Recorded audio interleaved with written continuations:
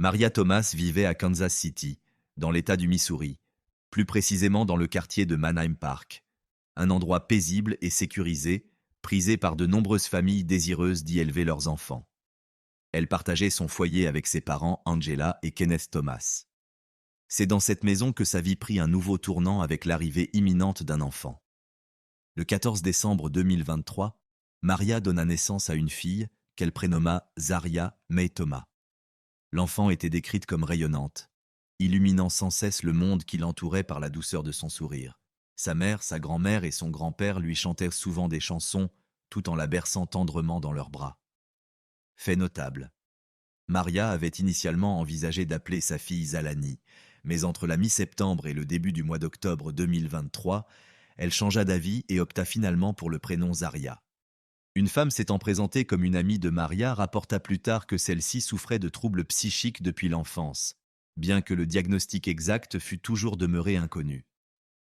Les médecins lui avaient conseillé d'interrompre son traitement pendant la grossesse, en raison des risques potentiels pour l'enfant à naître. À notre connaissance, Maria ne reprit jamais sa médication par la suite. Depuis la naissance de sa fille, elle dormait à peine. Certes, les troubles du sommeil sont fréquents chez les parents de nouveau-nés, mais dans son cas, l'association d'une insomnie persistante et du refus de reprendre un traitement suscitait une vive inquiétude parmi ses proches. Son ami se disait préoccupé par son état, sans toutefois avoir jamais osé engager une conversation franche avec elle. Un rapport faisait état d'une manière de penser qui rappelait celle d'un enfant. Personne ne soutenait qu'elle souffrait d'un retard de développement. Il semblait plutôt s'agir d'une forme d'immaturité émotionnelle, d'une difficulté à affronter les responsabilités et les défis de l'âge adulte comme le feraient la plupart de ses contemporains. Maria passait de longues heures sur les réseaux sociaux, où elle partageait ses réflexions sur la maternité, la grossesse, ses amis, sa famille, ses relations et sa solitude. Ses publications apparaissaient souvent confuses et imprévisibles, comme le reflet fidèle de son agitation intérieure. La plupart de ses relations, qu'elles soient amoureuses ou amicales, semblaient marquées par la tension et l'instabilité. Elle écrivait fréquemment à propos des ruptures avec celles et ceux qu'elle estimait l'avoir trahi ou déçu. Les informations concernant le père biologique de Zaria n'ont pas été divulguées dans les médias, et l'intéressé lui-même n'a fait aucune déclaration. D'après les publications de Maria, leur relation semblait extrêmement tendue. Il est possible qu'ils aient tenté de rester ensemble au tout début de la grossesse, mais cela ne dura pas. Par ailleurs, Maria aurait probablement été victime de harcèlement de la part de la nouvelle compagne de son ancien partenaire. Certaines publications anciennes sur son profil laissaient entendre cette possibilité. Il circulait également des rumeurs non confirmées selon lesquelles elle aurait pu avoir un autre enfant, bien qu'aucune source fiable ne soit jamais venue corroborer cette information. Le 13 mars 2023, Maria écrivait qu'elle avait un retard de règles. Le 11 avril, elle annonçait officiellement sa grossesse. Tout au long de cette période, elle publiait régulièrement des mises à jour sur son état, oscillant entre l'enthousiasme à l'idée de devenir mère et des accès d'irritation mêlés de fatigue. Elle ne cessait d'évoquer les personnes qu'elle considérait comme l'ayant utilisée ou trahie. À mesure que la date de l'accouchement approchait, ces messages faisaient de plus en plus souvent référence à des individus hypocrites dont elle disait vouloir s'éloigner. Après la naissance de sa fille, ses publications gardèrent le même ton. Une nouvelle obsession émergea. Maria avait le sentiment que son entourage ne s'intéressait à elle que pour voir son bébé, et non pour elle-même. Pour parler franchement, Maria semblait profondément seule, utilisée et dévalorisée. Elle espérait peut-être que la naissance d'un enfant viendrait combler ce vide intérieur et lui redonnerait le sentiment d'avoir de la valeur. Si l'on en croit ses publications sur les réseaux sociaux, la maternité lui offrait effectivement un but, mais cela ne suffisait pas à dissiper la solitude envahissante qui la rongeait jour après jour. 2 messages publiés à un jour d'intervalle illustrent clairement cette contradiction intérieure. Dans le premier, elle écrivait « Oui, vous vous dites mes amis, mais vous ne demandez jamais comment vont Zaria et moi. À partir de maintenant, je ne m'intéresserai plus qu'à ceux qui sont avec nous et qui nous aiment. Je suis fatiguée de vous appeler ma famille alors que vous ne faites que prétendre. Arrêtez. » Et dès le lendemain, « Mon objectif pour 2024 est d'être la meilleure mère possible pour ma merveilleuse fille, de rester loin des drames et de trouver un logement rien que pour nous deux, ma fille et moi. » À ce moment-là, Maria n'avait pas pris ses médicaments depuis 9 mois et n'avait pas repris son traitement après l'accouchement. Son état se détériorait visiblement. Elle avait besoin d'aide, d'écoute, d'une présence humaine, peut-être simplement d'une petite communauté bienveillante à ses côtés. Pourtant, rien ne laissait penser qu'elle représentait un danger pour sa fille. Personne n'aurait pu prévoir ce que ferait Maria à cet enfant qu'elle semblait aimer de tout son cœur. Malheureusement, Zaria est décédée 1 mois seulement après sa naissance. Le procès-verbal, évoquant des soupçons fondés, décrit les événements survenus ce jour-là. Certains éléments essentiels ont été classés confidentiels, notamment les noms. Il ne nous reste donc qu'à confronter les documents officiels aux informations disponibles publiquement pour tenter de reconstituer le fil des faits. Le 9 février 2024, Kenneth et Angela s'apprêtaient à quitter leur domicile de Kansas City. Angela travaillait dans une crèche, tandis que Kenneth était à la recherche d'un emploi dans le centre-ville. Ce matin-là, Maria et sa fille Zaria semblaient de bonne humeur. La veille au soir, Maria avait longuement parlé au téléphone avec une amie et paraissait tout à fait sereine. Une fois leurs parents partis, Maria et Zaria se seraient recouchés. Aux alentours de midi, Maria appela sa mère dans un état de panique, criant de manière incohérente qu'elle avait placé l'enfant dans le four au lieu de la coucher dans son lit. Angela lui ordonna d'appeler immédiatement les secours, mais Maria continuait de crier.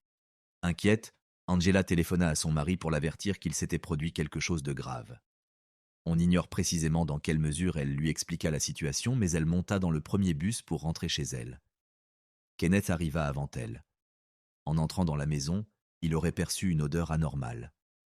Il découvrit Zaria allongée, inerte, et demanda à Maria ce qu'il s'était passé.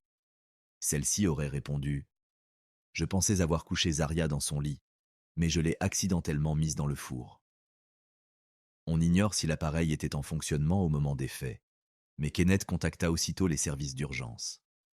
Les pompiers et la police arrivèrent sur les lieux à 13h24.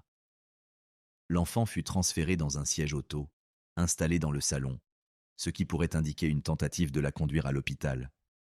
Kenneth remit la petite au secours en espérant qu'il puisse la sauver, mais l'équipe médicale ne put que constater le décès sur place. Une couverture présentant d'importantes traces de brûlure fut également retrouvée dans la pièce.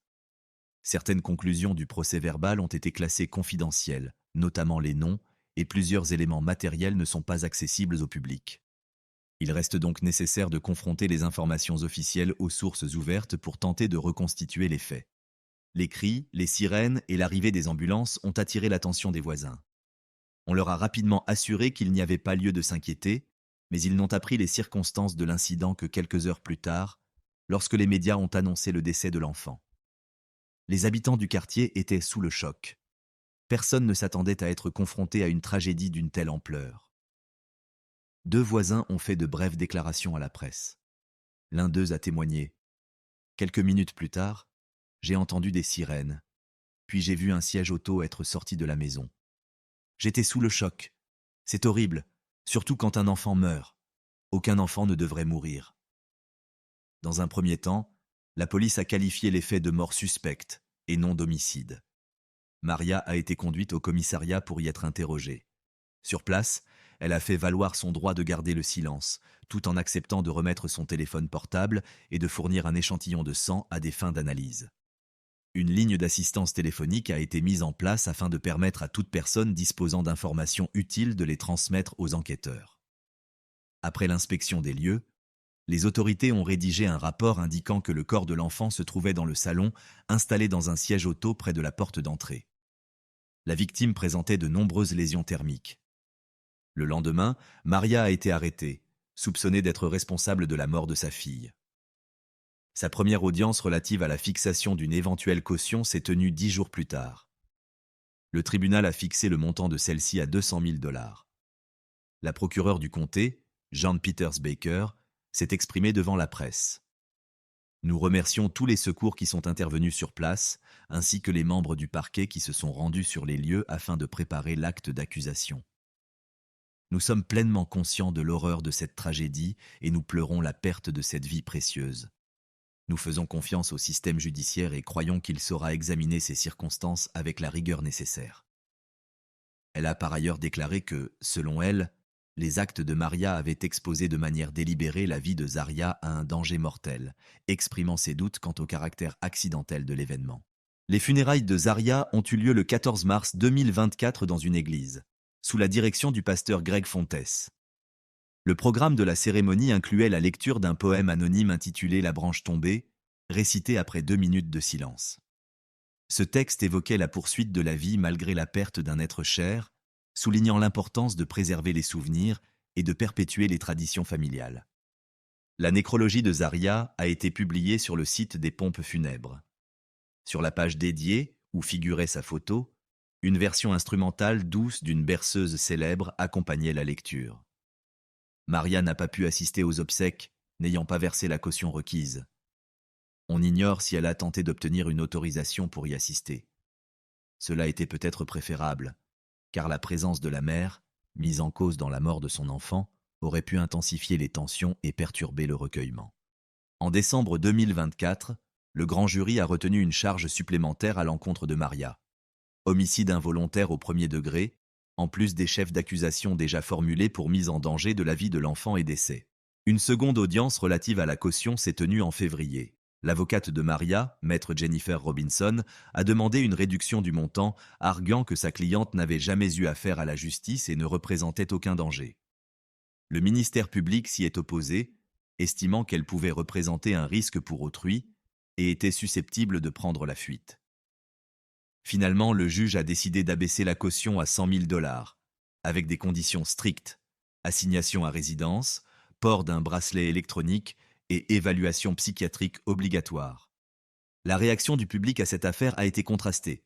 Les médias, les réseaux sociaux et les sections de commentaires ont suscité de vifs débats. L'histoire a même été évoquée dans l'un des podcasts les plus populaires.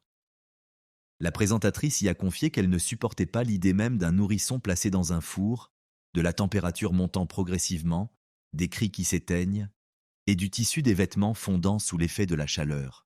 Selon elle, c'était l'un de ces cas où la douleur et l'horreur dépassent les limites de ce que l'esprit humain peut concevoir.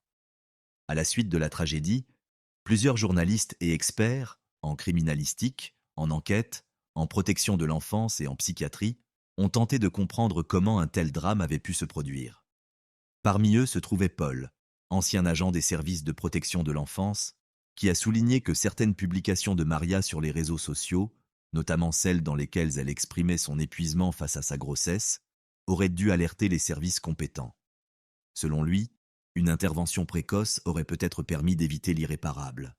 Toutefois, un autre expert, le docteur Carl Williams, n'était pas du même avis. Il considérait que Maria se trouvait dans un état émotionnel extrêmement fragile et qu'elle n'était probablement pas pleinement consciente de ses actes. À ses yeux, de nombreuses femmes enceintes expriment des sentiments de lassitude et d'irritabilité, ce qui, dans un cadre médical, est généralement interprété comme une manifestation d'épuisement physique et psychique et non comme un indicateur fiable d'un danger imminent pour l'enfant. L'opinion publique demeure profondément divisée au sujet de Maria Thomas. Certains la considèrent comme l'incarnation du mal, tandis que d'autres y voient une femme souffrant d'un trouble psychiatrique sévère, qui n'a tout simplement pas reçu l'aide dont elle avait besoin à temps. Les partisans du premier point de vue refusent de croire que les faits puissent relever d'un accident. Pourtant, face à l'horreur absolue, les êtres humains cherchent presque toujours une explication, tentent de formuler une réponse à cette question lancinante. Pourquoi ? Une réponse qui, bien souvent, échappe à toute simplicité. Plusieurs spécialistes ont émis l'hypothèse que cette tragédie pourrait être liée à une psychose postpartum, un trouble rare mais grave, au cours duquel certaines femmes peuvent présenter des hallucinations, des délires ou des épisodes paranoïaques après l'accouchement. Dans un tel état, une mère peut représenter un danger pour elle-même ou pour son enfant. Dans les cas les plus extrêmes, cela peut conduire à des actes irréparables.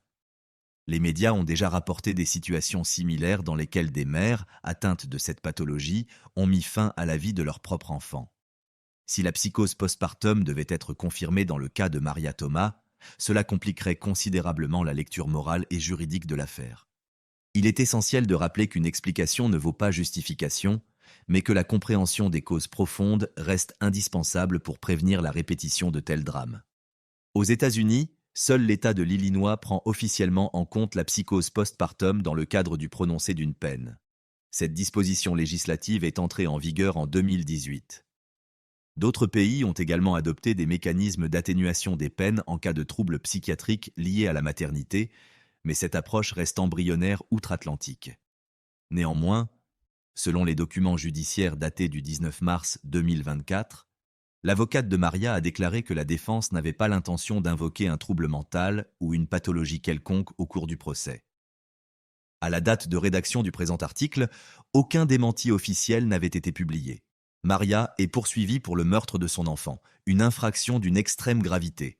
Elle est également mise en examen pour mise en danger de la vie d'un mineur et pour homicide involontaire au premier degré. Elle est défendue par l'avocate commise d'office, maître Jennifer Robinson. Le procès sera présidé par le juge Joel Fox, du 16e district judiciaire. En février 2025, Maria Thomas a plaidé non coupable. Conformément au principe fondamental de la présomption d'innocence, elle est considérée comme innocente tant que le verdict du tribunal n'a pas été rendu. D'ici l'ouverture des audiences, elle a encore la possibilité de maintenir sa position, de conclure un accord avec le ministère public ou de revoir sa stratégie de défense. Son sort repose désormais entièrement entre les mains de la justice.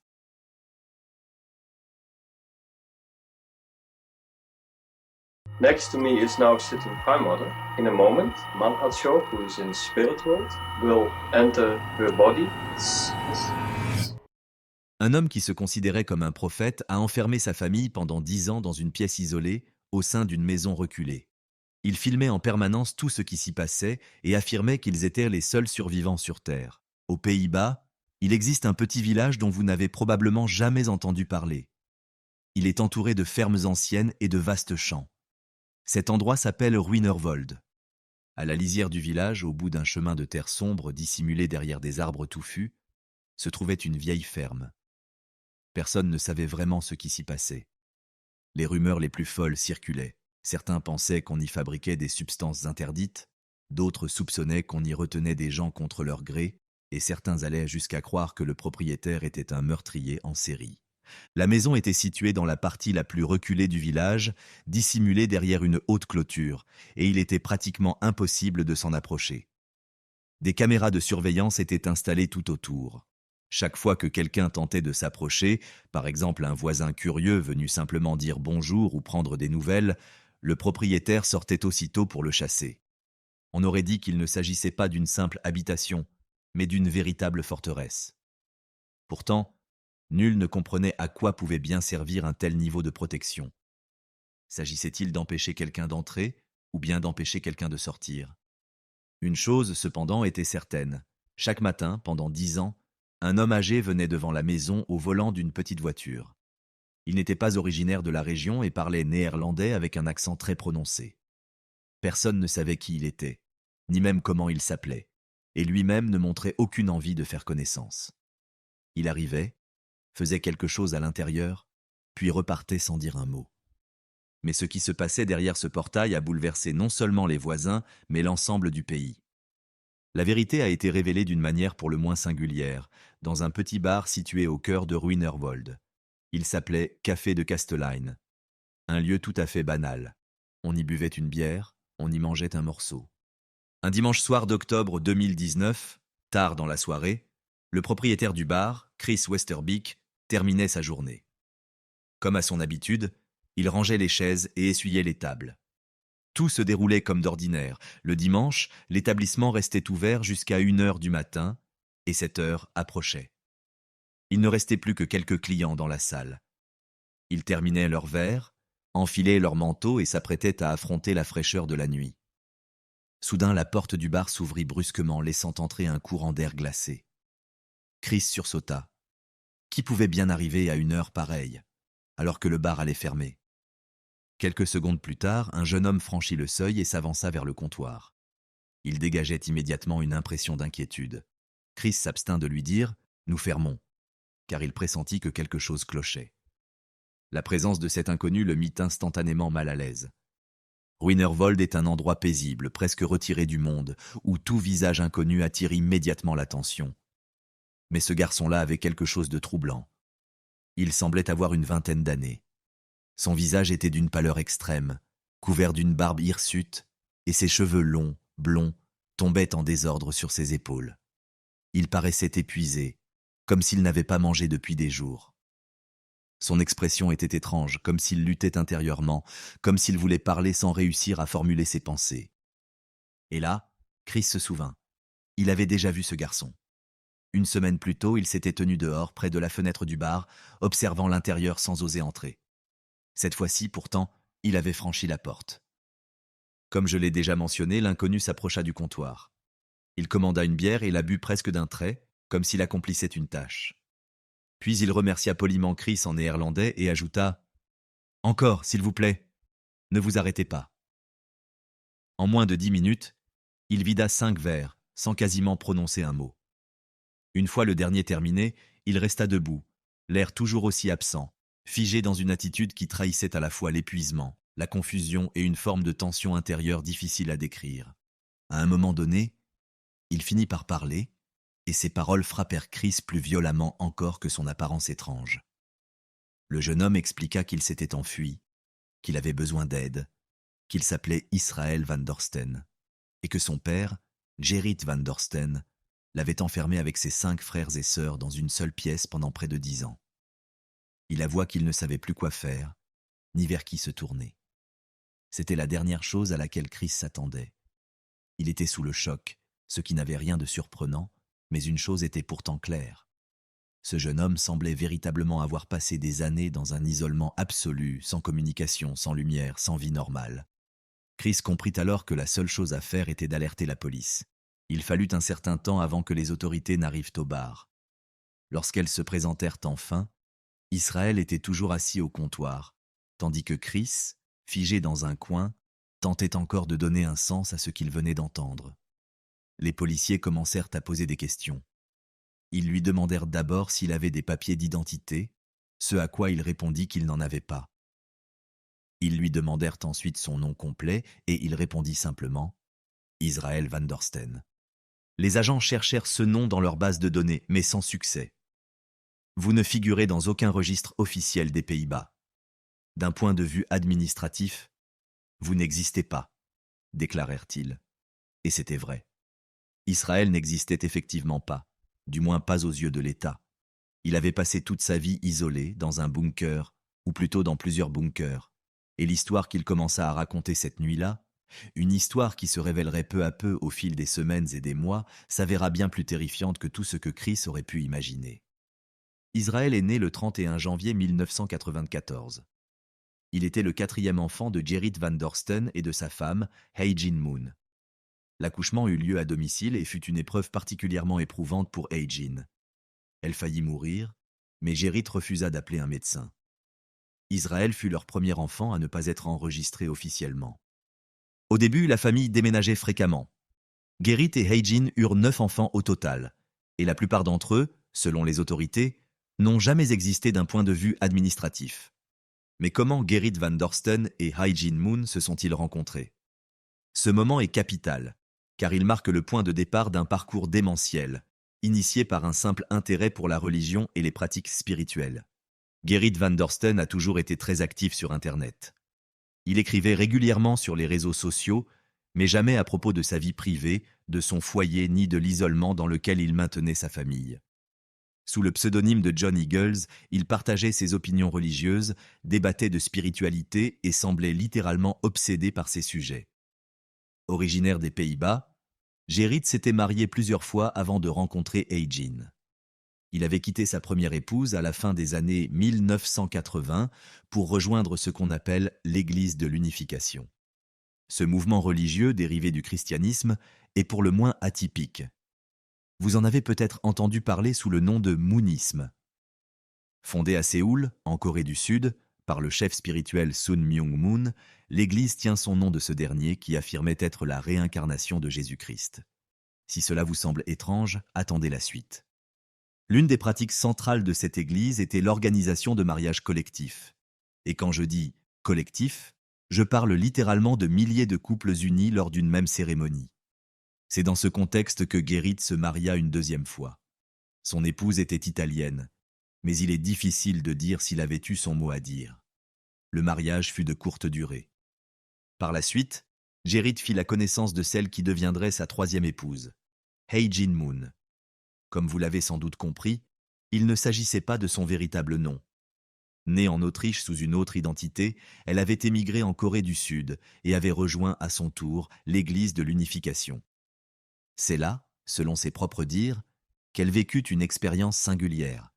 L'esprit d'une femme sud-coréenne se serait emparé d'elle, prenant complètement possession de son corps. Oui, vous avez bien lu. Cette Autrichienne, dont le nom d'origine est resté inconnu, affirmait être habitée par l'âme d'une fillette décédée. Elle adopta alors le nom de Hae-jin Moon, que l'on pense être celui de la fille de Sun Myung-moon lui-même, morte en bas âge. Hae-jin affirmait que l'esprit de cette fille vivait en elle. Gerrit, de son côté, croyait sincèrement que des esprits pouvaient pénétrer le corps des vivants, les transformant littéralement en une autre personne pour quelques minutes ou parfois même plusieurs jours. Next to me is now sitting Prime Mother, but in a moment, the attendant Manhatcho, who is in spirit world, will enter her body, and then I will speak with Manhatcho. So please, Manhatcho, can you come in Prime Mother's body?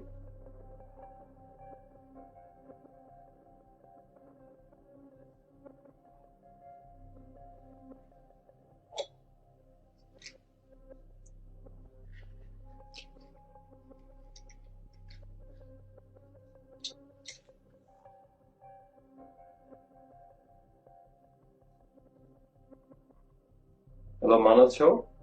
You hear me? Yes, yes, yes,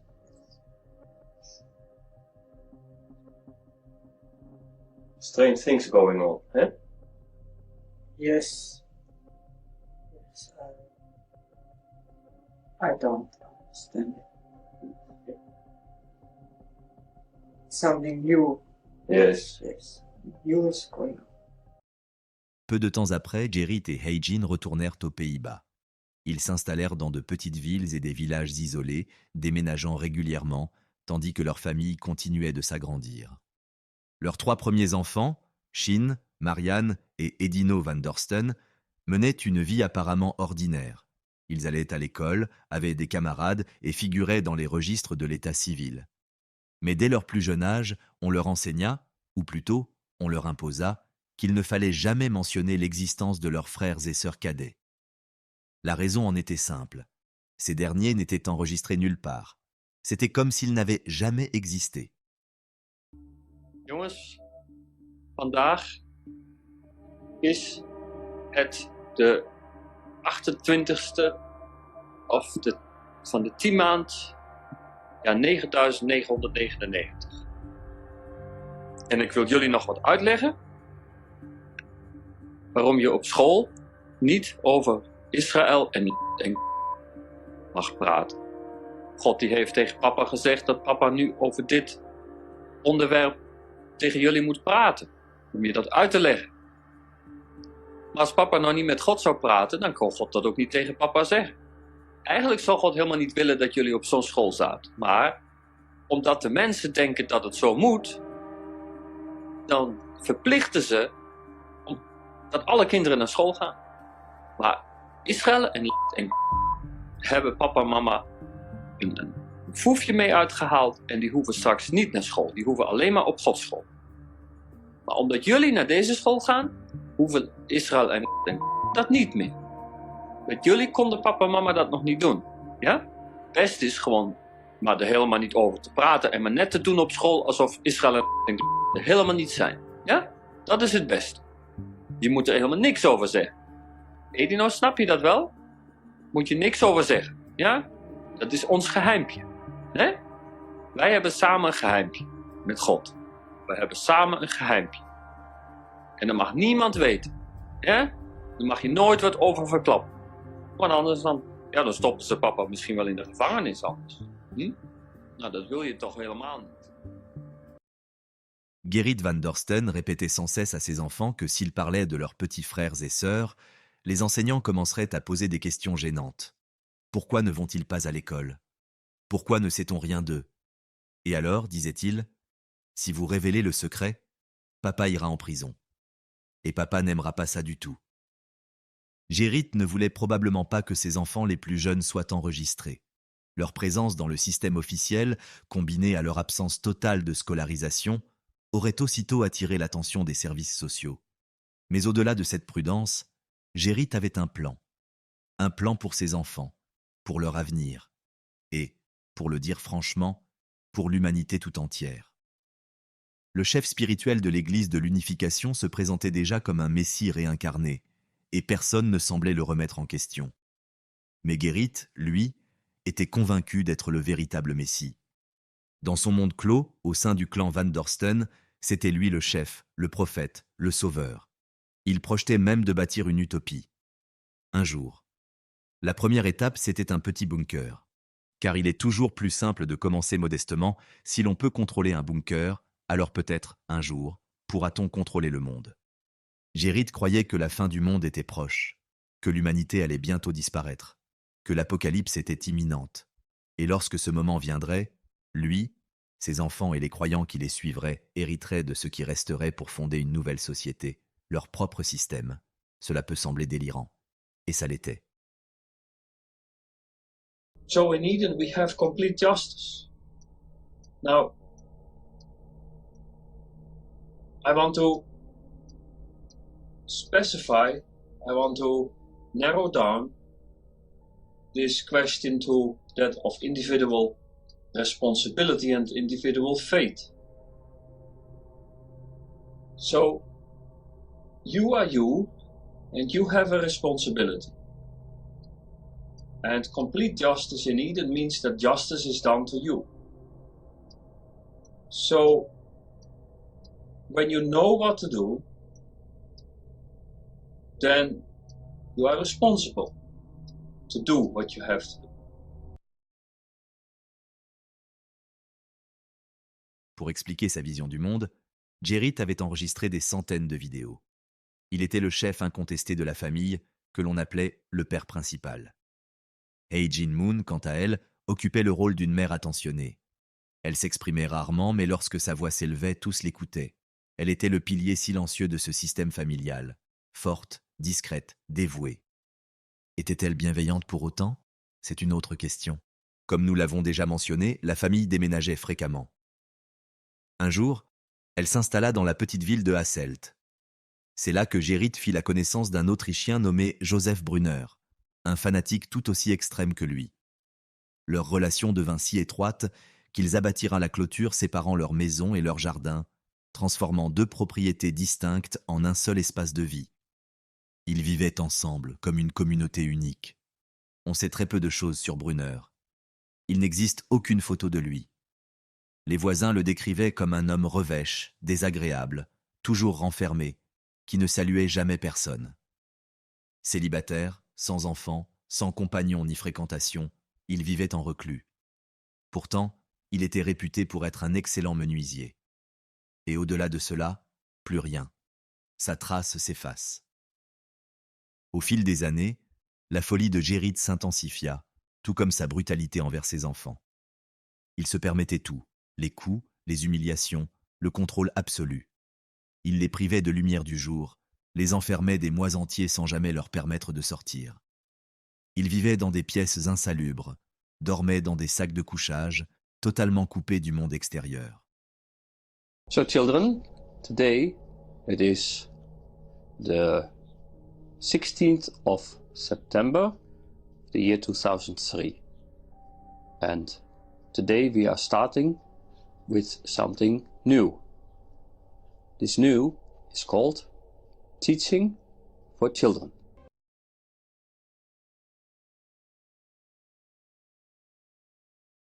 Ce qui a poussé Gerrit à sombrer dans cette folie demeure inconnu. Au départ, tout semblait relever d'une quête religieuse, mais avec le temps, il en vint à croire que lui seul, avec sa famille, détenait la vérité.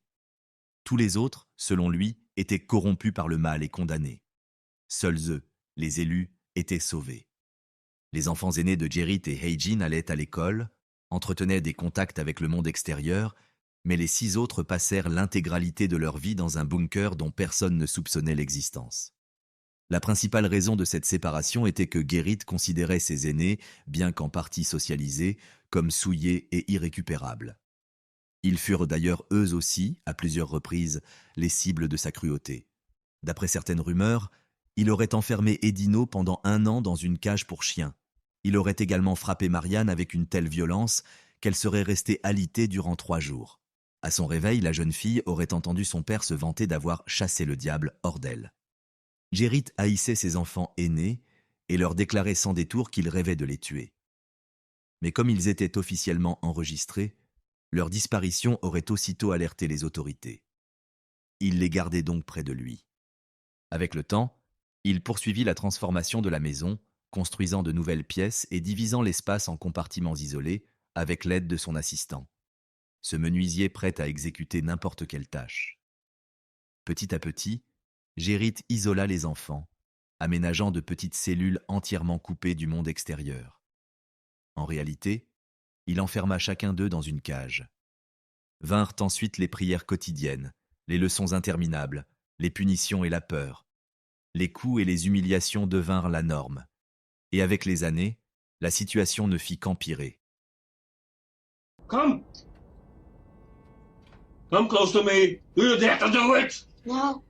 You come with this chair. So. You go sit in there and sit there on. Now, Israel, on the chair. On the chair. On the chair.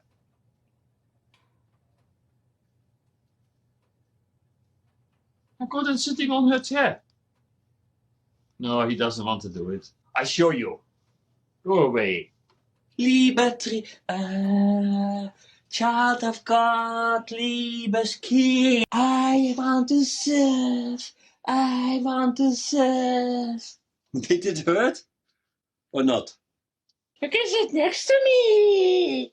This was only a game, okay? À un moment donné, Heijin tenta de s'enfuir, mais Gérit la rattrapa. Elle criait, se débattait, mais elle n'avait pas assez de force pour lui échapper. Apparemment, si elle restait à la maison, c'était aussi parce qu'elle s'éteignait peu à peu. Chaque jour, Heijin paraissait plus faible, plus malade. Personne ne savait exactement ce qu'elle avait, mais une chose était certaine. Elle avait besoin de soins médicaux.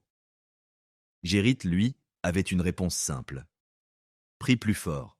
As-tu déjà essayé de prier plus fort? Ça veut dire que tu ne pries pas assez. En 2004, Heijin mourut d'un cancer du côlon. Gérit déclara à ses enfants qu'elle était morte parce qu'elle n'avait pas eu suffisamment de foi. Et la folie, elle, continua de régner dans la maison. En réalité, c'est exactement ce que Gérit faisait avec Heijin. Il laissait l'esprit entrer dans son corps. Il encourageait cette pratique sans réserve, puis, peu à peu, il commença à l'appliquer à ses propres enfants. Il était convaincu qu'un esprit pouvait prendre totalement possession d'une autre personne. À première vue, cela semble absurde, n'est-ce pas? Mais en grandissant, les enfants comprirent que tout cela relevait de la folie, d'un théâtre grotesque. Pourtant, ils devaient y participer. Refuser, c'était s'exposer à des punitions. Il était plus facile de faire semblant que de résister. Dire non, c'était être considéré comme méchant ou gâté. Et cela pouvait mener aux pires sanctions, être contraint de dormir dans une cage pour chiens, dehors, pendant une année entière. Après la mort de Heijin, Gérit affirma que son esprit avait choisi de rester sur Terre et d'habiter désormais le corps d'Edino, l'un de ses fils aînés, âgé de 12 ans. Au début, cela ne dura que quelques heures, puis de plus en plus longtemps. Jusqu'au moment où Gérit commença à traiter son propre fils comme s'il était sa femme défunte. Edino comprenait parfaitement ce qui se passait, mais il n'avait pas le choix. Il devait se comporter comme sa mère. Les autres enfants, eux aussi, devaient le traiter comme si c'était véritablement elle. Dans le cas contraire, Gérit entrait dans une colère noire, affirmant qu'il reniait l'essence même de leur foi. Edino devait porter ses vêtements, se parfumer comme elle, cuisiner pour la famille, s'occuper des plus jeunes et assumer pleinement le rôle de mère. Tout cela était effrayant, troublant, profondément déroutant.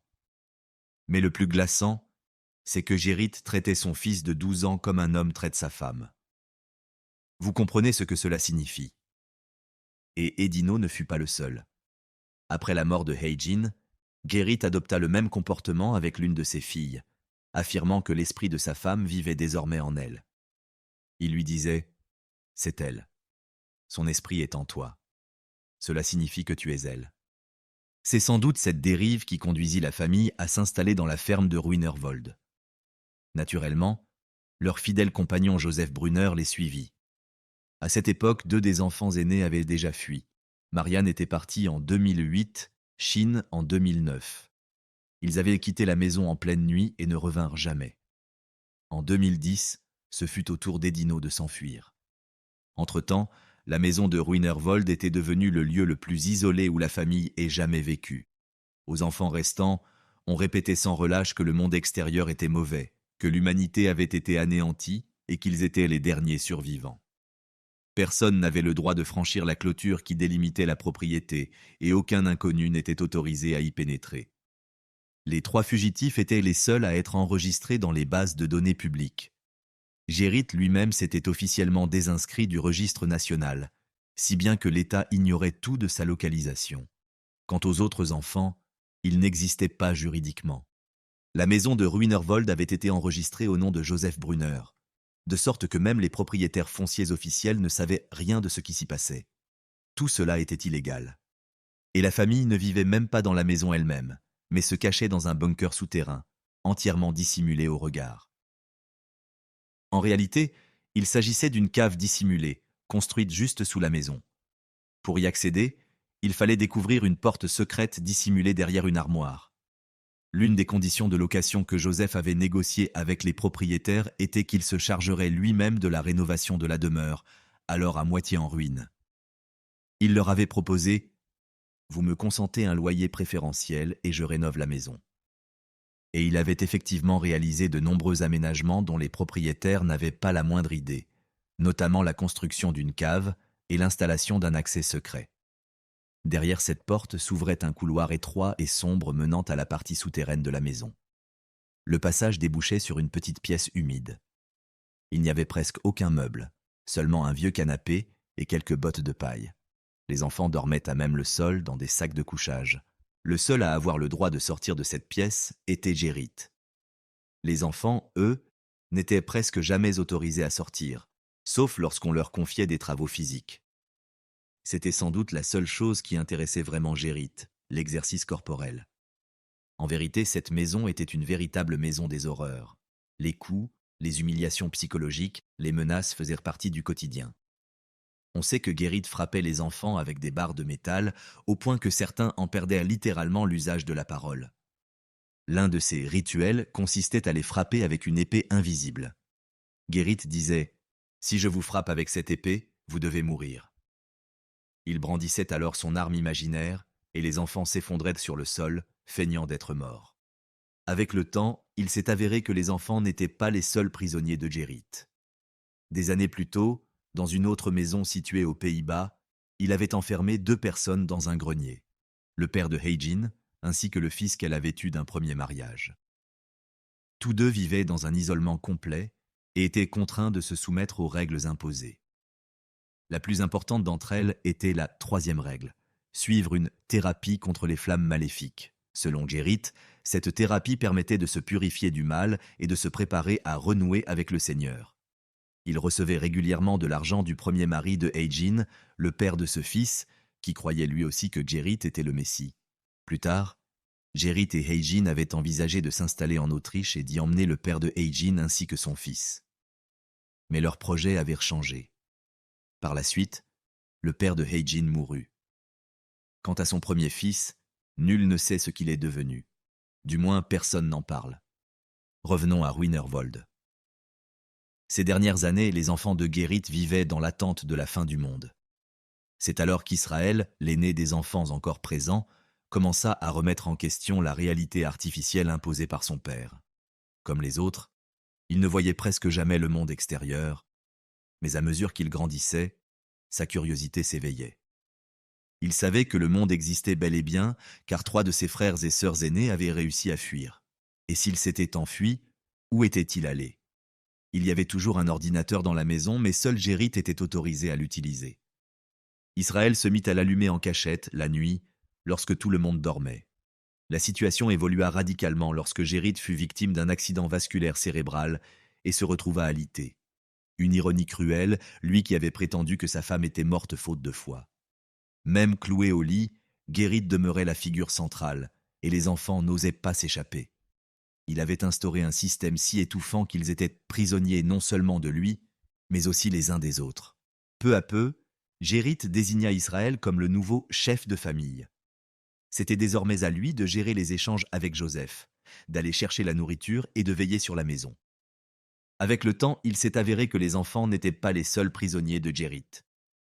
Des années plus tôt, dans une autre maison située aux Pays-Bas, il avait enfermé 2 personnes dans un grenier. Le père de Heijin, ainsi que le fils qu'elle avait eu d'un premier mariage. Tous deux vivaient dans un isolement complet et étaient contraints de se soumettre aux règles qu'il leur imposait. La plus importante d'entre elles était la 3e règle: suivre une thérapie contre les flammes maléfiques. Selon Guérit, cette thérapie permettait de se purifier du mal et de se préparer à renouer avec le Seigneur. Il recevait régulièrement de l'argent du premier mari de Heijin, le père de ce fils, qui croyait lui aussi que Guérit était le Messie. Plus tard, Guérit et Heijin avaient envisagé de s'installer en Autriche et d'y emmener le père de Heijin ainsi que son fils. Mais leur projet avait changé. Par la suite, le père de Heijin mourut. Quant à son premier fils, nul ne sait ce qu'il est devenu. Du moins, personne n'en parle. Revenons à Ruinerwold. Ces dernières années, les enfants de Guérit vivaient dans l'attente de la fin du monde. C'est alors qu'Israël, l'aîné des enfants encore présents, commença à remettre en question la réalité artificielle imposée par son père. Comme les autres, il ne voyait presque jamais le monde extérieur, mais à mesure qu'il grandissait, sa curiosité s'éveillait. Il savait que le monde existait bel et bien, car 3 de ses frères et sœurs aînés avaient réussi à fuir. Et s'il s'était enfui, où était-il allé? Il y avait bien un ordinateur dans la maison, mais seul Guérit était autorisé à l'utiliser. Israël se mit à l'allumer en cachette la nuit, lorsque tout le monde dormait. La situation évolua radicalement lorsque Guérit fut victime d'un accident vasculaire cérébral et se retrouva cloué au lit. Une ironie cruelle, lui qui avait affirmé que sa femme était morte faute de foi. Même incapable de se lever, Guérit demeurait la figure centrale, et les enfants n'osaient pas s'enfuir. Il avait instauré un système si étouffant qu'ils étaient prisonniers non seulement de lui, mais aussi les uns des autres. Peu à peu, Guérit désigna Israël comme le nouveau chef de famille. C'était désormais à lui de gérer les échanges avec Joseph, de rapporter la nourriture et de veiller sur la maison. Les policiers étaient perplexes. Ils se retrouvaient face à un homme qui, selon les registres officiels, n'existait pas. Il n'avait ni nom, ni dossier dans les bases de données, ni papier d'identité, ni preuve de son existence. Absolument rien, comme un fantôme sorti de l'ombre. La police, pour le dire poliment, ne savait pas comment réagir. Finalement, l'un des agents déclara « Nous devons vous ramener ». C'était la dernière chose qu'Israël voulait entendre. Mais il n'avait pas le choix. Il était déjà tard. « D'accord, allons-y. Mais vous savez quoi? Nous n'allons pas inspecter la maison maintenant. Il fait nuit. Nous reviendrons demain matin. Pour l'instant, nous allons simplement vous raccompagner. » Et c'est ce qu'ils firent. Ils ne frappèrent même pas à la porte. Ils ne descendirent pas de la voiture. Ils le déposèrent simplement devant le portail. « Voilà, » dirent-ils. « Bon retour chez vous. Tout va bien.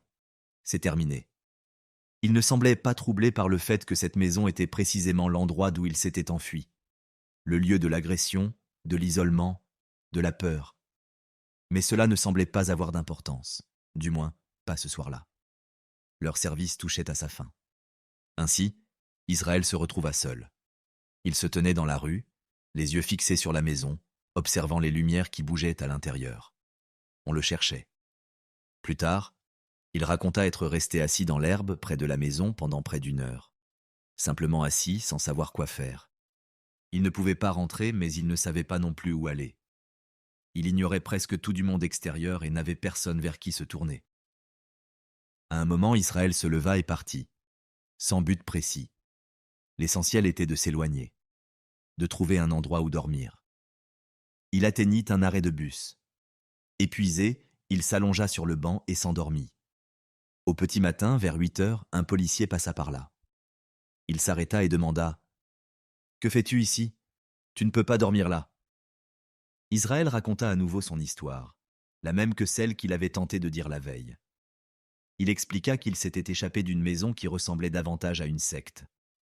Le policier resta silencieux un instant, puis dit « Tu sais, un de mes collègues m'a justement parlé d'un cas similaire. Viens avec moi. » Il fut emmené au commissariat. Et c'est là que toute la vérité commença à éclater.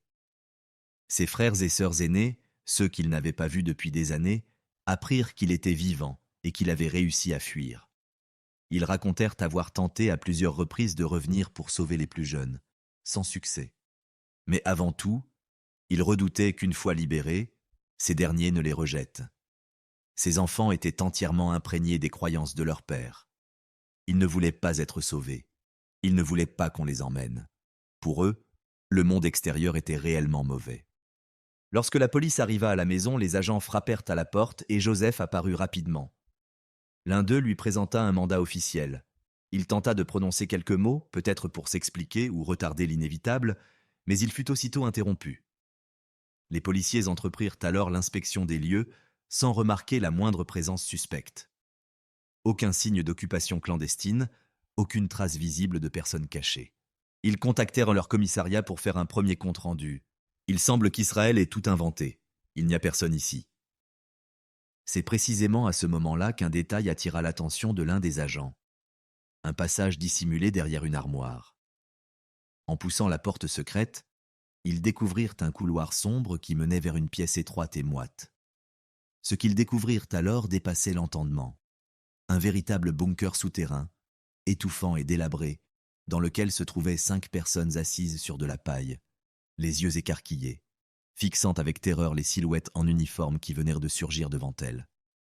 Pour ces jeunes gens, ces policiers armés de lampes torches n'étaient pas des êtres humains, mais des apparitions hostiles. Toute leur vie, on leur avait répété que le monde extérieur avait disparu, que l'humanité avait été anéantie, qu'ils étaient les seuls survivants. Et soudain, face à eux, se tenaient des hommes bien vivants, venus d'un monde dont ils ignoraient tout. Au centre de la pièce, allongé sur un matelas usé, gisait Gérit. Il était inconscient, le visage inexpressif, complètement déconnecté de la réalité. Il fut arrêté sur place, tout comme Joseph. Pour eux, tout s'écroulait. Leur monde, leur contrôle, leur isolement. C'était la fin. Ainsi, la police découvrit l'existence d'une famille recluse dans une ferme isolée depuis près de 10 ans, vivant dans un bunker, coupé du monde, dans l'attente de l'apocalypse. Les enfants de Gérit avaient entre 18 et 25 ans, et aucun d'eux n'avait été déclaré à l'état civil à la naissance. Leur existence, administrativement parlant, était inexistante. La maison elle-même était dissimulée derrière des arbres épais, entourés de champs, à l'écart du village. Les habitants de la région ignoraient totalement qui y vivait. Tout cela avait été soigneusement dissimulé, enveloppé dans un silence absolu, jusqu'à ce qu'un jeune homme, un soir, franchisse la porte d'un bar. Lorsque la police retrouva la maison et la famille, nul ne savait encore si les personnes qui s'y trouvaient y résidaient volontairement ou si elles étaient maintenues contre leur gré. Et pourtant, ce qui paraissait au départ invraisemblable s'est révélé parfaitement réel. Rien n'était exagéré, rien n'avait été inventé. Tout cela avait bel et bien eu lieu. On ignore encore aujourd'hui si les enfants les plus jeunes étaient conscients de l'existence d'autres êtres humains en dehors de leur foyer, mais cela importe désormais peu. Au début de l'enquête, les autorités soupçonnèrent Joseph Brunner d'être à la tête de cette communauté repliée sur elle-même, allant jusqu'à croire qu'il était le principal instigateur de l'enfermement. Mais très vite, il apparut clairement que cet homme vivait sous l'emprise totale de Gerrit van Dorsten et qu'il adhérait lui-même pleinement à cette vision du monde. Il n'était pas le maître, mais l'exécutant, non pas un ravisseur, mais un fidèle. Lors des perquisitions, plusieurs dizaines de milliers d'euros en espèces furent découverts dans la maison. Gerrit fut alors mis en cause pour séquestration, blanchiment d'argent et, à la suite des témoignages de ses enfants aînés, pour divers crimes graves portant atteinte à l'intégrité sexuelle. Toutefois, l'origine de ces fonds ne fut jamais élucidée. Personne ne sut jamais comment il avait financé les nombreuses locations, l'achat de nourriture, de matériel, ni les travaux de transformation des maisons dans lesquelles il s'installait. Les 3 enfants aînés, qui s'étaient enfuis plusieurs années auparavant, ainsi qu'Israël, exigèrent que leur père soit poursuivi pour l'ensemble des actes qu'il avait commis. Ils réclamaient un procès complet, convaincus qu'il devait répondre de ses gestes, de son idéologie, et de toutes les souffrances infligées. Les 5 enfants les plus jeunes, en revanche, ceux qui étaient restés enfermés jusqu'au bout, refusèrent catégoriquement de reconnaître la moindre culpabilité de leur père. À leurs yeux, il demeurait un prophète, un guide, un être supérieur.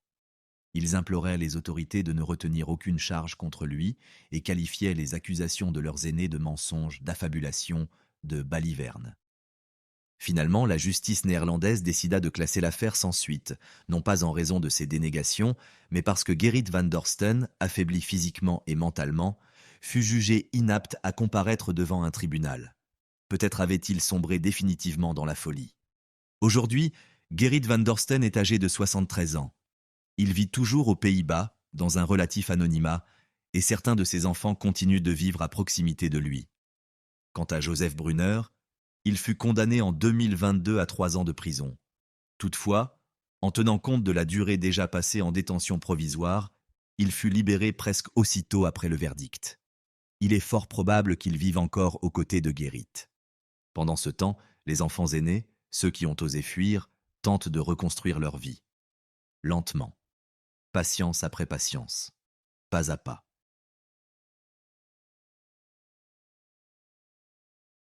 Clara Yvon Lozano Herman est née en Colombie en 1985. Elle est la fille de Juan José Lozano et de Carmen Herman, une femme d'origine allemande dont le père avait fui son pays en tant que soldat pour échapper à la Seconde Guerre mondiale. Dès son plus jeune âge, la jeune fille, que presque tout le monde appelait Yvon, a révélé un caractère indiscipliné, qui s'est accentué au fil des années. À seulement 16 ans, elle donne naissance à son premier enfant, une fille prénommée Viviana Caroline. Peu de temps après, elle quitte le domicile familial pour rejoindre le père de sa fille, un homme de 24 ans dont l'identité reste inconnue. Cependant, leur relation échoue, et ils décident de se séparer. Par la suite, Yvon abandonne ses études et s'installe avec sa fille dans une maison appartenant à ses grands-parents paternels. En réalité, il s'agit plutôt d'une petite ferme située dans le village de Ticuiza, au sein de la municipalité de Chia, à 40 minutes au nord de Bogota. Dès lors, Yvon se consacre entièrement à son travail. Ses revenus étant insuffisants pour subvenir à ses besoins et à ceux de sa fille, cette dernière passe la majorité de son temps chez son grand-père. En 2005, Yvon, âgé de 19 ans, fait la connaissance d'Orlando Pelayo Rincon, un homme de 48 ans qui travaille comme chauffeur de taxi. Il a 2 enfants issus de son premier mariage et, au moment de leur rencontre, il est engagé dans sa 2e relation officielle. Selon ses propres dires, il était un père dévoué, ayant dû assumer seul la responsabilité de ses enfants lorsque leur mère les avait abandonnés pour un autre homme. À première vue, Orlando semblait être un homme ordinaire, digne de confiance. Bien qu'au début, Yvon ne l'ait pas considéré comme un partenaire potentiel, cela ne découragea pas Orlando. Après quelques mois, il parvint à la séduire. Malgré leur importante différence d'âge, la jeune femme voyait en Orlando quelqu'un capable de l'aider à surmonter les difficultés qui encombrèrent sa vie. Peu à peu, leur relation se renforça. Le seul obstacle visible à leur bonheur était l'insécurité d'Orlando. Il supportait mal les remarques des gens, même de ceux qu'il ne connaissait pas bien, au sujet de sa différence d'âge avec Yvon. Les proches de la jeune femme s'inquiétaient également de cette relation, mais, fidèle à son caractère indiscipliné, Yvon restait déterminé à poursuivre sa relation avec Orlando. En mars 2007, Yvon annonce à Orlando qu'elle est enceinte. Alors que, dans d'autres circonstances, une telle nouvelle aurait pu renforcer leur couple, dans ce cas précis, elle déclencha une violente dispute. Orlando déclara qu'il était trop vieux pour s'occuper d'un enfant et disparut. Malgré tout, Yvon décida de garder le bébé. Luis Santiago Lozano naît le 27 octobre 2007. Dès le premier instant, Yvon l'a aimé d'un amour inconditionnel. Moins de 2 mois après la naissance de Luis Santiago, Orlando reprend contact avec Yvon. Il l'appelle et lui annonce que son père est décédé et que son petit-fils de 6 mois est mort noyé dans des circonstances troublantes. Il ajoute également qu'il souhaite rencontrer son fils. C'était la première fois qu'il s'adressait à Yvon depuis des mois. Malgré le ressentiment qu'elle éprouve, et touchée par les épreuves qu'Orlando dit avoir traversées, Yvon décide de lui accorder une nouvelle chance. Peut-être voulait-elle simplement que son fils ait un père. Quoi qu'il en soit, après leur réconciliation, Orlando ne contribue presque pas aux dépenses liées à l'enfant. En revanche, il compense par sa présence, chaque jour, il vient rendre visite à Luis Santiago. À la fin de son congé de maternité, Orlando propose d'emmener leur fils chez ses parents afin qu'ils s'en occupent pendant qu'Yvon travaille. Le soir, il revient chercher l'enfant et le ramène à la ferme. Cette routine dure plus de 9 mois. Durant cette période, Orlando semble assumer son rôle de père de manière exemplaire. Mais bientôt, des événements surviennent qui vont tout bouleverser. Le 24 septembre 2008, comme à son habitude après le travail, Yvon se rend chez ses parents pour récupérer son fils. Sa mère, Carmen, lui propose de rester, mais Orlando est déjà venu chercher l'enfant et ils doivent retourner à la ferme. Après les avoir déposés, l'homme s'empresse de repartir, prétextant qu'il a des affaires à régler. Plus tard, Yvon nourrit son fils âgé de 11 mois, puis ils s'endorment. Vers minuit, la jeune femme entend la porte d'entrée s'ouvrir. Cela ne l'inquiète pas, car elle pense qu'il s'agit de sa tante, qui vit temporairement avec eux et rentre habituellement plus tard. Mais au bout de quelques minutes, Yvon aperçoit une silhouette imposante. Un homme vêtu de noir, portant une cagoule, s'approche lentement de son lit. Terrifiée, elle se lève précipitamment et se dirige vers le berceau de son fils qui dort encore. Lorsque l'homme l'attaque, Yvon crie et tente de s'échapper. Mais elle se rend vite compte qu'il n'est pas seul. Une jeune femme s'est introduite avec lui dans la maison. Elle sort aussitôt un couteau et menace de faire du mal à l'enfant si Yvon continue à crier. Paniqué, Yvon promet de rester calme et demande pourquoi ils se sont introduits chez elle. Les intrus ne répondent pas. Quelques instants plus tard, le petit Luis Santiago se réveille et éclate en sanglots. L'intruse s'approche de l'enfant, le prend dans ses bras et l'emmène dans une autre pièce. À ce moment-là, Yvon pousse un nouveau cri. L'homme se jette alors sur elle et lui couvre la bouche et le nez avec ses 2 mains. Sans réfléchir, Yvon arrache la cagoule de l'agresseur et lui enfonce ses ongles dans le visage. Furieux, l'homme la frappe violemment. Malgré la douleur, Yvon parvient à distinguer certains traits de son visage. Une peau claire, des cheveux courts, des yeux bruns, des lèvres fines et un nez droit. Finalement, Yvon est ligoté, pieds et poings. La jeune femme enragée, celle qui a emporté son fils dans une autre pièce, se précipite alors sur elle et commence à lui donner des coups de pied dans le ventre. Totalement immobilisé, Yvon est incapable de se défendre. Ce que les agresseurs font ensuite la plonge dans la confusion. À un moment donné, ils commencent à renverser des objets et exigent de savoir où est caché l'argent. Yvon, abasourdi, leur demande de quel argent ils parlent. Elle réalise que le seul argent présent dans la maison est la petite somme qu'elle a dans sa poche. Sans hésiter, elle leur propose de le prendre mais affirme qu'elle n'a rien d'autre. Ces mots semblent les mettre en rage. Ils reprennent leur coup avec plus de violence. À un moment donné, Yvon perd connaissance. Lorsqu'elle revient à elle, le silence règne dans la maison.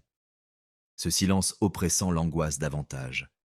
Avec une grande difficulté, elle parvient à libérer ses poignets et ses chevilles. Yvon ignore combien de temps elle est restée inconsciente, mais une pensée obsédante la frappe immédiatement. Son fils n'est plus là. Lorsqu'Yvon sort de la maison, elle est prise d'une crise d'hystérie. Ses cris déchirants alertent immédiatement les voisins qui appellent la police. Au cours de l'interrogatoire, Yvon assure aux policiers qu'elle n'a jamais eu de conflit avec qui que ce soit. Elle trouve étrange que les personnes qui ont enlevé son fils aient réclamé de l'argent alors qu'elle n'en a jamais eu. Elle explique qu'elle touche le salaire minimum et n'a jamais réussi à économiser quoi que ce soit. Quant à Orlando, lorsqu'il arrive sur les lieux, il déclare qu'il a obtenu, quelques heures plus tôt, un prêt de 8 millions de pesos, soit environ 2000 $. Il ajoute qu'il n'a jamais reconnu officiellement l'enfant kidnappé comme son fils, c'est pourquoi les documents de l'enfant ne portent que le nom de famille de sa mère. Il précise également qu'il est marié et vit avec une autre femme avec qui il n'a pas d'enfant. Cependant, il affirme n'avoir jamais reçu de menaces de sa part. Pendant qu'Orlando parle aux forces de l'ordre, Yvon est conduite dans un centre médical local. Elle semble totalement indifférente à ses blessures. Tout ce qu'elle souhaite, c'est retrouver son fils le plus vite possible. Pendant qu'elle est soignée, les enquêteurs restés sur place commencent à chercher des indices susceptibles d'éclaircir ce qui s'est passé la nuit précédente. En moins de 10 minutes, ils découvrent des empreintes de bottes appartenant apparemment à 2 personnes différentes. Cela confirme les déclarations d'Yvon. Plusieurs agresseurs se seraient introduits chez elle en même temps. De plus, une chaussette appartenant au petit Louis s'est retrouvée lors d'une fouille dans le quartier. Cet objet est également considéré plus tard comme un indice potentiel, car il pourrait contenir l'ADN des ravisseurs, mais ce n'est pas la dernière piste obtenue par les enquêteurs ce jour-là. Un jeune homme s'approche de l'un des policiers. Selon lui, il a aperçu un taxi suspect stationné près de la maison, précisément à l'heure où les faits se sont déroulés. Tandis que les autorités poursuivent leurs opérations, Orlando se rend à l'hôpital pour voir Yvon et entendre, une fois de plus, sa version des faits. Les dernières heures ont été un véritable cauchemar pour la jeune femme qui a littéralement supplié le médecin de la laisser partir à la recherche de son fils. À l'aube du 26 septembre, les médecins autorisent Yvon à se rendre au poste de police pour déposer une plainte officielle concernant l'enlèvement de Luis Santiago. Physiquement, elle est encore très affaiblie. Son corps est couvert de bleu et d'échymose. Mais cela n'a aucune importance pour elle. La seule chose qui compte, c'est de retrouver son fils. Après avoir déposé sa déposition écrite, l'enquête est confiée au groupe de défense de la liberté humaine de la police nationale colombienne. Cette unité est dirigée par le général Luis Pérez, qui soupçonne immédiatement un enlèvement avec demande de rançon. Les enquêteurs attendent donc un appel des ravisseurs, mais aucun appel ne parvient. Sur la base du témoignage d'Yvon, un portrait robot de l'un des agresseurs est réalisé. Il est ensuite transmis à tous les commissariats locaux. La nouvelle de l'enlèvement se propage rapidement, d'abord dans la commune, puis dans tout le pays. Quelques heures plus tard, les parents de l'enfant donnent leur première interview à plusieurs médias, implorant les ravisseurs de leur rendre leur fils sain et sauf. Comme aucune trace de l'enfant n'a été retrouvée, les autorités annoncent une récompense de 10 millions de pesos, soit environ 2000 $, pour toute information permettant de localiser le petit Luis Santiago ou d'identifier les ravisseurs. Peu après, les habitants et les proches de l'enfant organisent une manifestation pour exiger des autorités une enquête plus efficace. Le lendemain, Orlando continue de jouer le rôle de victime, contactant presque tous les médias pour solliciter de l'aide.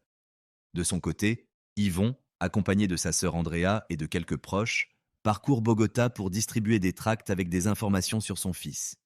Contre toute attente, elle parvient même à s'adresser au président colombien de l'époque, Álvaro Uribe Vélez. La seule chose qu'elle lui demande, c'est de l'aider à retrouver son enfant. À ce stade de l'enquête sur l'enlèvement du petit Luis Santiago, âgé de 11 mois, 2 versions des faits circulent, et dans les deux, Orlando apparaît indirectement impliqué. Selon la première version, l'enfant aurait été enlevé par vengeance de l'épouse officielle d'Orlando contre Yvon. Selon la seconde, il s'agirait d'un enlèvement contre rançon, Orlando ayant obtenu un prêt quelques heures avant l'incident. Cependant, ces hypothèses ne permettent pas de faire avancer les recherches. Peut-être est-ce pour cette raison que les autorités décident d'augmenter la récompense à 20 millions de pesos, soit environ 4000 $. L'augmentation de la récompense a eu pour effet d'inonder le bureau du procureur général d'appel provenant de toutes les régions du pays. La plupart des informations recueillies lors de ces appels n'avaient cependant aucun rapport avec l'enquête. Mais le 28 septembre 2008, les enquêteurs reçoivent un appel qui va bouleverser le cours de l'investigation. Au bout du fil, un homme affirme qu'on lui avait proposé, quelques mois plus tôt, de participer à l'enlèvement d'un enfant, mais qu'il avait refusé. Cet homme, déjà condamné pour trafic de substances illicites, se souvenait que la personne qui l'avait contacté était un chauffeur de taxi de la municipalité de Chia. Un des enquêteurs se rappelle alors le témoignage d'un témoin ayant vu un taxi stationné devant la maison d'Yvon à l'heure de l'enlèvement. Bien que l'homme à l'origine de ces informations ait souhaité rester anonyme, les autorités parviennent à l'identifier.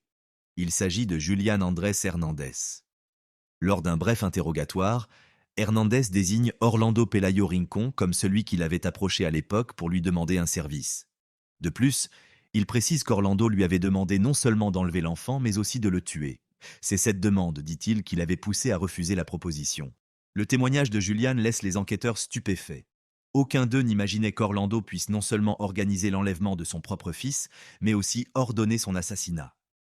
Sans attendre, Orlando est conduit au poste de police pour un premier interrogatoire. Dans un premier temps, il se montre abattu et nie catégoriquement toute implication dans le crime. Mais peu après, il finit par avouer et demande à voir un avocat. Lors de sa confession officielle, Orlando admet avoir engagé des personnes à Villavicencio et leur avoir versé seulement 500 000 pesos, soit environ 110 $, pour enlever le bébé et l'abandonner à son sort dans un village. Selon ses déclarations, il aurait été poussé à commettre cet acte abominable par Yvon qui, selon lui, le harcelait constamment pour obtenir de l'argent pour le bébé. En outre, Orlando fournit les noms des personnes impliquées dans l'exécution du plan. La première est une jeune femme nommée Marta Lucia Garzón Muñoz, qui avait déjà purgé une peine de 2 ans et 8 mois de prison pour trafic de stupéfiants. Le second complice est un homme nommé George Orlando Oval, que Marta aurait présenté à Orlando comme son colocataire.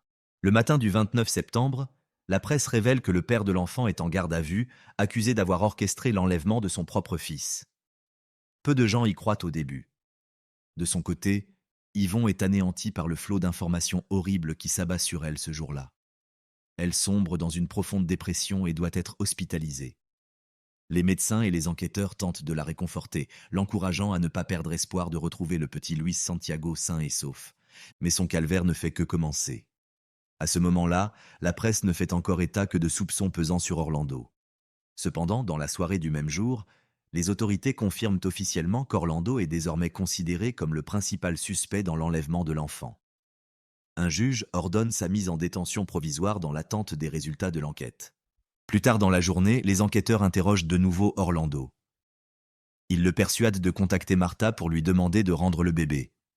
Grâce à cet appel, ils parviennent à localiser la jeune femme et l'arrêtent en compagnie d'un autre suspect. Malgré la rapidité des arrestations, aucun des criminels n'accepte de révéler le lieu où se trouve le bébé. L'enquête se poursuit donc dans un climat de tension et d'incertitude. À mesure que la nouvelle se répand, certains habitants commencent à affirmer que Luis Santiago est mort depuis longtemps. D'autres pensent qu'il pourrait être caché dans une maison. Pourtant, les autorités ne parviennent pas à confirmer ces théories. Après un certain temps, George, le complice de Marta, accepte de s'exprimer devant les médias. Selon lui, au début, il ne voulait pas participer à l'enlèvement, mais Marta avait réussi à le convaincre. Il précise également qu'ils ont rencontré Orlando au moins 3 fois pour mettre au point tous les détails du plan. Le jour prévu, c'est le père de l'enfant qui les a conduits à la maison d'Yvon. Après l'enlèvement, ils auraient remis le petit Luis à son père et n'auraient plus jamais eu de ses nouvelles. Les déclarations de George provoquent un choc dans l'opinion publique. Il devient clair qu'Orlando était au courant du sort de son fils depuis le début et qu'il a faim de s'en préoccuper, prolongeant ainsi les souffrances d'Yvon. Les enquêteurs interrogent Orlando à plusieurs reprises, espérant obtenir des informations sur l'endroit où se trouvait l'enfant. Il est soumis à plusieurs tests, dont un détecteur de mensonges. Après plusieurs heures de pression, Orlando finit par avouer. Il admet avoir abandonné son fils sur une colline située à environ 3 km de Chía. Toutefois, il ne précise pas si l'enfant était vivant ou mort à ce moment-là, laissant un faible espoir aux enquêteurs. Tôt le matin du 30 septembre, une vaste opération de recherche est lancée dans la zone, mobilisant plus de 150 policiers. Le corps de l'enfant est retrouvé environ 3 heures après le début des recherches. La zone est immédiatement bouclée et le corps récupéré. Le gouverneur du département de Cundinamarca, Andrés González, est le premier à annoncer publiquement la terrible nouvelle. Il déclare à la presse qu'il n'a malheureusement aucune bonne nouvelle à transmettre. D'après les premières constatations, le garçon serait mort d'hypothermie ou d'asphyxie. Cependant, l'identification formelle n'a pas encore été effectuée. Ces révélations ont profondément bouleversé Yvon et ses proches. Ils espéraient encore recevoir de bonnes nouvelles, car un prêtre local les avait contactés quelque temps plus tôt. Selon lui, une femme lui avait téléphoné en affirmant que le père de l'enfant lui avait confié le petit pour qu'elle s'en occupe. Mais en apprenant la découverte du corps, tous leurs espoirs se sont effondrés. Plus tard, Yvon, accompagné de sa famille, s'est rendu à la morgue pour identifier le corps. Dès qu'elle a reconnu son fils, elle a perdu connaissance et s'est effondrée au sol. Elle a été transportée d'urgence au centre médical. Le lendemain matin, le général Luis Pérez, responsable du groupe de défense de la liberté humaine chargé de l'enquête, déclare que le petit Luis Santiago a été enlevé et assassiné par son propre père et ses complices. Il précise que le corps de l'enfant a été transféré au centre de médecine légale de Bogota pour y être formellement identifié et pour déterminer les causes exactes du décès. Bien que la famille ait déjà reconnu le bébé, elle n'a pas encore reçu la confirmation scientifique par le biais d'un test ADN. Cependant, presque tout le monde comprend qu'il ne s'agit là que d'une simple formalité. Pendant son séjour à la clinique, Yvon n'a qu'un seul souhait, mourir rapidement pour enfin retrouver son fils. Mais elle ignorait qu'elle était sur le point de redevenir mère. Lorsqu'elle apprend la nouvelle de la bouche du médecin, elle quitte précipitamment la chambre et s'enfuit à l'extérieur. elle est incapable de comprendre comment, presque le jour où elle a perdu son enfant, elle découvre qu'elle va en avoir un autre. Et le père de ce bébé n'était autre qu'Orlando. Quelques heures plus tard, la mère d'Yvon se rend à la clinique pour la soutenir. Elle insiste pour qu'elles aillent prier dans la chapelle de l'hôpital. Mais Yvon refuse. Elle fixe le crucifix avec une haine sourde. La seule chose qu'elle veut demander à Dieu, c'est de la laisser mourir. Ce jour-là, en plus de sa mère, Yvon reçoit la visite du président colombien Álvaro Uribe Vélez et de son épouse, Lina Moreno. Il la supplie de ne pas abandonner cet enfant, qui, selon eux, n'est en rien responsable de ce qui s'est passé. Le soir même, une manifestation contre l'infanticide s'est tenue dans la municipalité de Quilla, rassemblant environ 300 personnes. Parmi elles se trouvait Juan José, le grand-père de l'enfant décédé, qui avait espéré jusqu'au dernier instant revoir son petit-fils vivant. Mais face à la terrible réalité, il n'avait pas de mots pour exprimer sa douleur. Il s'est contenté de dire qu'il avait pitié de ceux qui avaient commis cet acte impensable. Selon lui, il s'en remettait à Dieu. Pour exprimer la réprobation collective face à ce crime atroce, la conseillère municipale de Bogota, Gilma Jiménez, a invité tous les Colombiens à observer 1 minute de silence. Le maire de Bogota, Samuel Moreno, a soutenu cette initiative. Les chaînes de télévision privées ont également consacré une partie de leur temps d'antenne à cet hommage. Lors d'une conférence de presse ultérieure, le procureur a annoncé qu'il demanderait la peine maximale de 60 ans de prison pour les 3 accusés. Il a toutefois précisé qu'Orlando, le père de l'enfant, méritait la sanction la plus sévère car il avait non seulement orchestré l'enlèvement, mais avait également mis fin à ses jours. Pedro Franco, directeur du Centre de médecine légale de Bogota, a déclaré que selon les conclusions des experts, l'enfant était déjà mort depuis au moins 36 heures au moment de la découverte de son corps. La cause principale du décès a été établie, une asphyxie mécanique. À l'aube du 1er octobre, le corps de l'enfant est transporté dans la chapelle du centre médical où Yvon se trouve encore. Voir son fils dans un cercueil fut, sans aucun doute, l'épreuve la plus déchirante pour la jeune femme. Les adieux à Luis Santiago ont eu lieu en présence non seulement de sa famille proche, mais aussi d'habitants de la commune et de plusieurs personnalités politiques du pays. Pendant la cérémonie, Yvon a perdu connaissance et a été transportée à l'hôpital qu'elle connaissait déjà trop bien. Elle souffrait toujours physiquement et restait profondément bouleversée par tout ce qu'elle venait de traverser. À ce moment-là, elle avait déjà pris la décision de garder l'enfant qu'elle portait, mais uniquement pour le confier ensuite à sa sœur. Chaque nuit, elle se réveillait en sursaut, hantée par l'idée que le même sort pourrait attendre ce bébé à naître. Et bien que rien ne puisse être changé et que la souffrance qu'Orlando avait infligée à Yvon soit incommensurable, il devait néanmoins être jugé. La première phase du procès s'est ouverte le 26 novembre 2008. Les 3 accusés sont arrivés au palais de justice l'un après l'autre. Orlando, quant à lui, a été conduit vers 11 heures du matin. Dès son arrivée, il ne manifeste aucun signe de peur face à la situation. Bien au contraire, il affiche un air détendu et sourit même en échangeant quelques mots avec son avocat. Dans la salle d'audience, il n'y a pas plus d'une 50aine de personnes.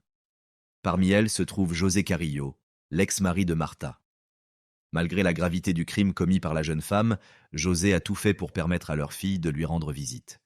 Selon lui, Marta était une mère aimante, et il ne comprend toujours pas pourquoi elle a pu faire cela à Luis Santiago. Yvon est également présente dans la salle. Elle écoute attentivement les témoignages des accusés, troublée par le fait qu'ils parlent de ce crime comme s'il s'agissait d'un acte insignifiant.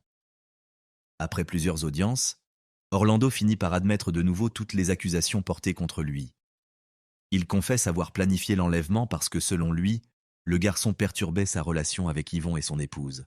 Il ajoute que sa femme était au courant de l'existence de l'enfant, mais qu'elle doutait toujours que Luis Santiago soit réellement son fils. Le 13 décembre 2008, après avoir entendu les témoignages des 2 parties, la juge Juanita Gomez a déclaré les 3 accusés coupables des faits. Jorge Orlando Oval et Marta Lucía Garzón Muñoz, reconnus coupables d'enlèvement et de meurtre aggravé, n'ont cependant admis que l'accusation d'enlèvement. Ils ont été condamnés à 27 ans de prison chacun.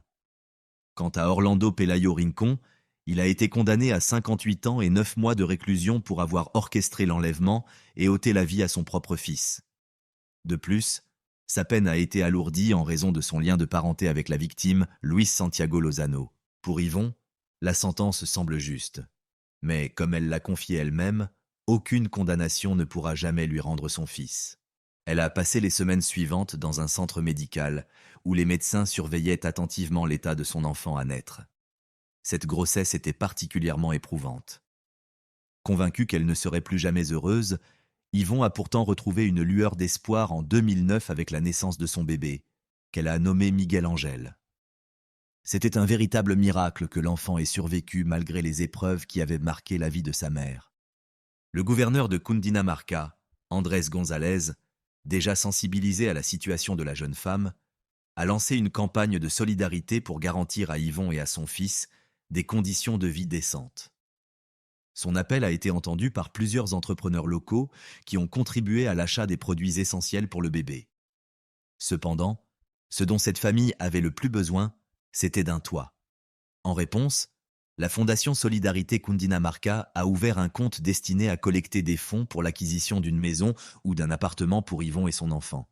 Miguel Angel a été l'une des raisons pour lesquelles Yvon s'est accroché à la vie et a trouvé la force de continuer à se battre. Jour et nuit, elle s'occupait de ce petit garçon qui ressemblait comme 2 gouttes d'eau à son frère aîné. Elle a puisé en elle le courage de donner à son enfant tout ce qu'elle pouvait. Mais alors que sa vie semblait retrouver un semblant de normalité, Orlando a refait surface. En 2009, l'avocat d'Orlando a interjeté appel, réclamant l'annulation du verdict. Il a affirmé que les droits de la défense avaient été violés et que les aveux de son client avaient été obtenus sous la contrainte. En outre, l'avocat, spécialisé dans les droits de l'homme, a soutenu qu'au cours du procès, il n'avait jamais été prouvé qu'Orlando était réellement le père biologique de Luis Santiago. Selon lui, le tribunal ne disposait donc d'aucune preuve permettant de justifier l'accusation supplémentaire. Cependant, le tribunal a rejeté l'appel, déclarant que les arguments avancés n'étaient pas de nature à remettre en cause le jugement rendu précédemment. En 2010, la Cour suprême a confirmé la condamnation d'Orlando Pelayo Rincón à 58 ans, 9 mois et 16 jours de réclusion criminelle. Quant à ses complices, leurs peines ont été portées à 45 ans de prison chacun. Environ 2 ans après la mort de Luis Santiago, Yvon a décidé de tout quitter et de s'installer à Bogota avec son fils Miguel Angel. Une fois sur place, elle a trouvé un emploi dans un supermarché et a repris ses études secondaires. Dans un premier temps, une voisine l'a aidée à s'occuper de son fils. Par la suite, elle a confié l'enfant à sa tante pour pouvoir se concentrer pleinement sur ses études.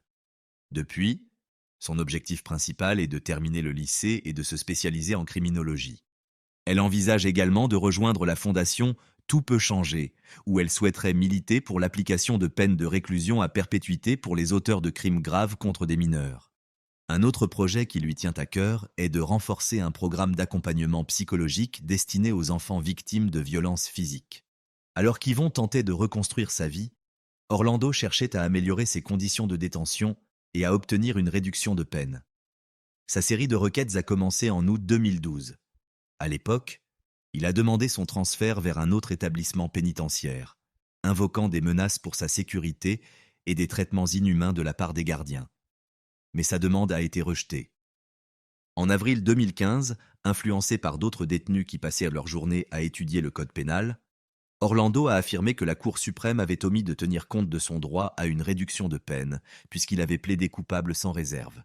Exerçant son droit de pétition, il a officiellement demandé une réduction de peine, invoquant le principe de clémence pour aveu intégral de culpabilité. Cependant, la Cour a répondu que de tels avantages ne s'appliquèrent pas dans son cas, étant donné qu'il avait commis un crime grave contre un mineur. En mai 2017, Orlando a déposé une nouvelle requête.